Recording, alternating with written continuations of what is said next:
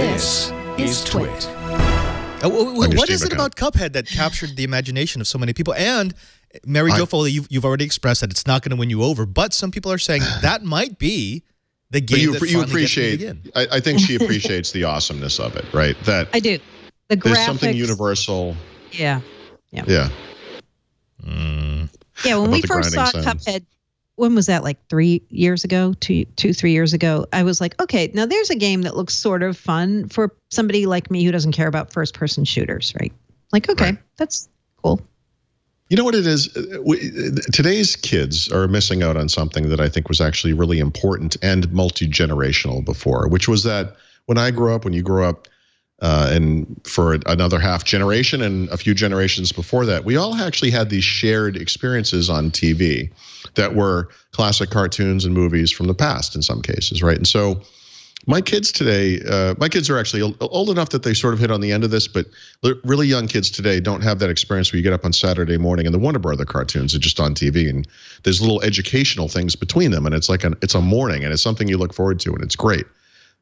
Some years ago, I showed my kids like a bunch of Roadrunner, Wile E. Coyote cartoons, hoping to God that they would just love this like I did, and they did. They immediately fell in love with this thing, and I think the kind of like it's like a 1930s cartoon aesthetic that's in Cuphead is not. You don't have to have been around then. None of us were, but because that stuff kind of persisted, we all kind of appreciate it and understand it immediately. That whole thing where like the characters are kind of, bouncing up and down like Steamboat Willie did, or like Mickey Mouse did in Steamboat Willie, I think is just it's neat. And I think even, people today with their lack of attention span and lack of appreciation of things that came in the past, I think even they would look at this, and just because it's kind of frenetic and fast moving and unique looking. I mean, to them, maybe they've never seen anything that looks like this, but I just think there's a universal quality to this game that's really hard to explain, and unless you see it, and then you're just like, "Yep,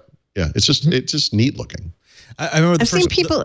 Is it hard to play though? Like I asked this last week too, because I've seen a couple people who had a chance to do hands-on with it, saying it's pretty hard.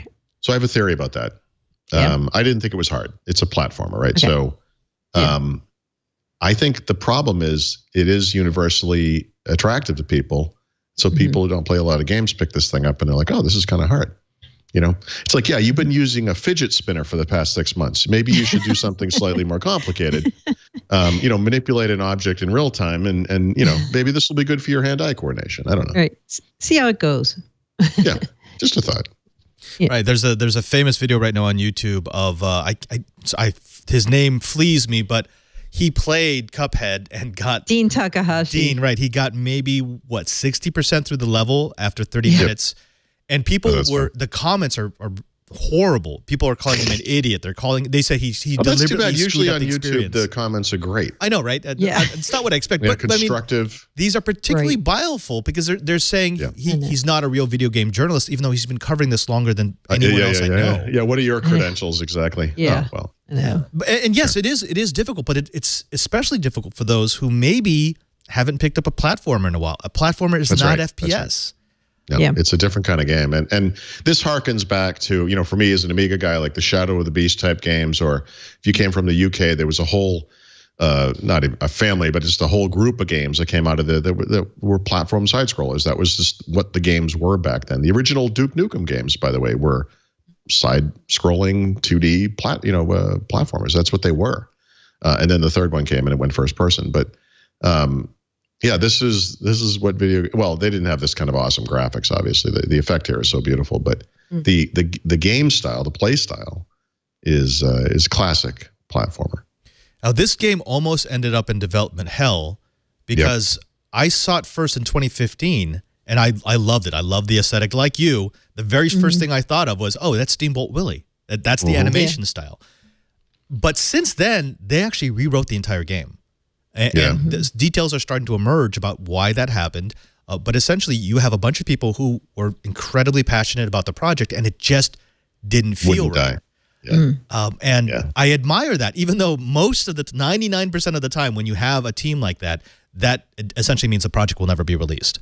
I'm happy to play. Yeah, when this thing, when a couple of Christmases kind of came and went and this didn't show up, the thought was, oh, that's too bad. That looked cool. Yeah. because that happens to a lot of games, unfortunately. So yeah, I think it's fantastic that this thing is finally happening. Right, right. Well, Mary Jo, I know you're not into it. However, the next time you come to the Brick House, we will have multiple machines here, probably a Surface, a desktop, and a console, all with Cuphead. Would you be willing to go a couple of rounds of co-op with me? Sure. You'll have to show me how to play, but I would try it. Yeah, I mean, it's cartoon violence, so it'll be fun. Yeah. Yeah, it'll be great. Yeah. It'll be great. It's no violence like cartoon violence, let me tell you. Yeah.